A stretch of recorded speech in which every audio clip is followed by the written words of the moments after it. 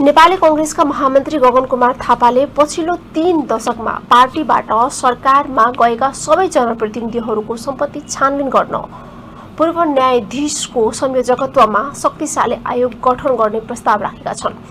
आज जेएनजी पुस्ता र लोकतान्त्रिक विचार विषयक अन्तर्क्रिया कार्यक्रममा बोल्दै महामन्त्री थापाले भने भ्रष्टाचार र अनियमितता विरुद्धको स्पष्ट मापदण्ड स्थापित नगरी नयाँ पुस्ता जेएनजीको भरोसा जित्न सकिँदैन। कुनै पनि दलप्रति पूर्वग्राही नहुने व्यक्तिलाई आयोगको नेतृत्व दिएर 2046 सालपछिका सबै नेताको सम्पत्ति छानबिन गर्ने अधिकार दिनुपर्छ।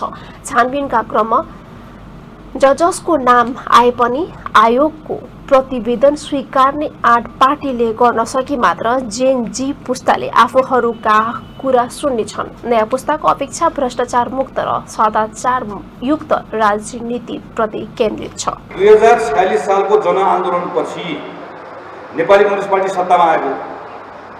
नेपाली कांग्रेस पार्टी सत्तामा आइसकेपछि वडाको सत्तादेखि केन्द्रको सत्तासम्म हामी जसले जिम्मेवारी लिएका छौँ, सांसद भयो, मन्त्री भयो, वडाध्यक्ष भयो, मेयर भयो, जे भयो, 46 सालदेखि यहाँसम्म आइपुग्दै गर्दाखेरिको विगतका बितेका वर्षहरूको करिब 30 वर्षभन्दा लामो समयको एउटा शक्तिशाली संसदबाट एउटा शक्तिशाली कुनै कसकोमा बनाउने कुनै पूर्व न्यायाधीश, किनकि अब अहिले संवैधानिक संस्थाहरूमाथि पनि प्रश्न छ। एउटा शक्तिशाली छानबिन आयोग बनाऊ, पूर्व न्यायाधीश, देशले पत्याएको मान्छे छानौँ, निष्पक्ष काम गर्ने मान्छे छानौँ। यस्तो मान्छेहरू छानौँ कि त्यो कांग्रेस एमाले माओवादी केही पनि नहोस्, कुनै पार्टीको भागवण्डा नगरिकन मान्छे छानौँ र त्यो मान्छेलाई 46 साल पछाडिका काम गरेका जिम्मामा बसेका प्रत्येक नेताको सम्पत्ति छानबिन गरेर लगाउँ।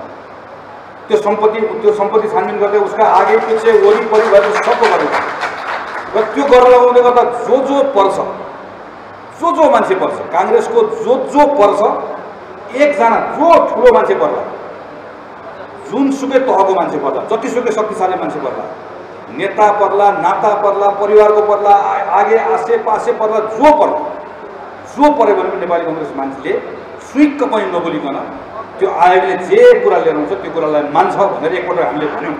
यो आँट गऱ्यौँ, यो साहस गऱ्यौँ, यसको पहल कदमी गऱ्यो भने बल्ल यो जेनेरेसनको मान्छेहरूले ल अब हामी तिमीहरूको कुरा सुन्छौँ भनेर बल्ल भन्छ।